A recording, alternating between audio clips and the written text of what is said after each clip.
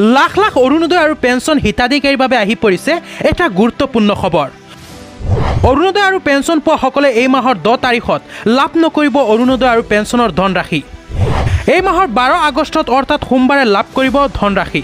কিছু মুহূৰ্তৰ আগতে এই কথা জানিব দিয়ে মুখ্যমন্ত্ৰী হিমন্ত বিশ্ব শৰ্মাই টুইট যোগে। এই মাহৰ পেঞ্চন আৰু অৰুণোদয়ৰ দিন অৰ্থাৎ 10 তাৰিখটো সপ্তাহৰ শনিবাৰ আৰু দেওবাৰ পৰাৰ বাবে ডিবিডিৰ জৰিয়তে হিতাধিকাৰীসকলক ধনৰাশি প্ৰেৰণ কৰিব পৰা নাযায়।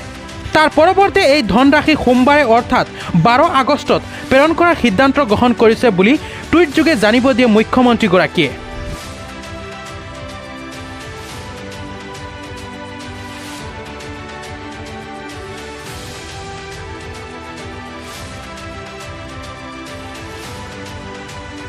News desk report জাঞ্জুলাই।